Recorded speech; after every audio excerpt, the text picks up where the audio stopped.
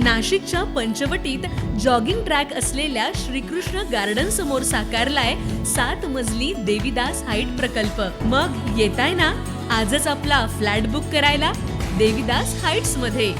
आमचा मोबाईल क्रमांक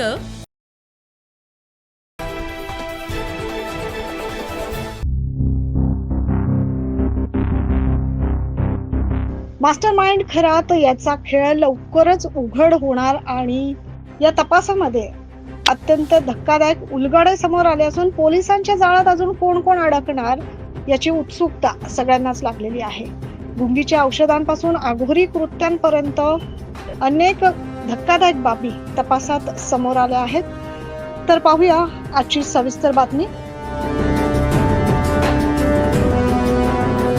नाशिकमध्ये गाजत असलेल्या महिला लैंगिक शोषण प्रकरणात मुख्य आरोपी अशोक खरात याच्या अडचणी आता वाढल्या आहेत। न्यायालयाने खरात याला 8 एप्रिल पर्यंत पोलीस कोठडी सुनावली आहे। पीडितेला लग्नाचे आमिष दाखवून लैंगिक शोषण केल्याचा आरोप असलेल्या खरातवर गुंगीची औषधे देणे आणि आघोरी कृत्य केल्याचे देखील गंभीर आरोप आहेत।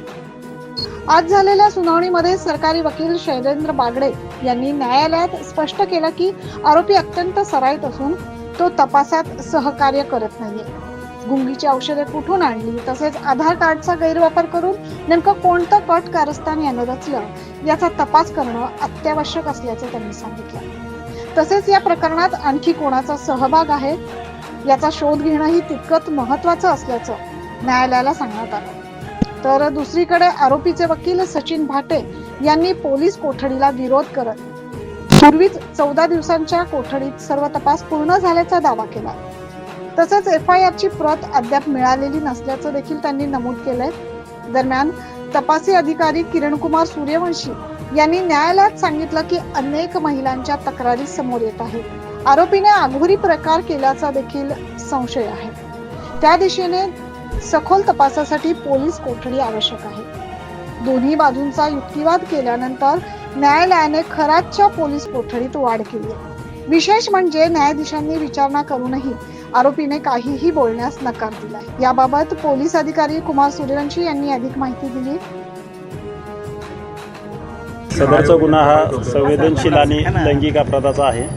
या गुन्ह्यामध्ये आम्ही बाजू मांडलेली आहे आणि त्यावरून आरोपीचा आम्हाला 7 दिवस पोलीस कस्टडी मिळालेली आहे। सर, प्रामुख्याने यामध्ये जे प्रश्न तुम्ही उपस्थित केले युक्तिवादासाठीच्या रिमांडची कारणं देण्यात आली, त्यामध्ये काही आर्थिक व्यवहाराच्या दृष्टीने देखील आहे, काही जडीबुटीच्या नावाने देखील आहेत आणि विशेषतः गर्भपाताच्या दृष्टीने काही औषध आणलेले आहेत। सदर गुन्हा हा संवेदनशील असल्यामुळे मला त्यातले फॅक्ट्स डिस्क्लोज करता येणार नाहीत, परंतु सदर गुन्ह्यामध्ये 7 दिवस आम्ही पोलीस कस्टडी घेतलेली आहे आणि त्याचा सखोल तपास सुरू आहे।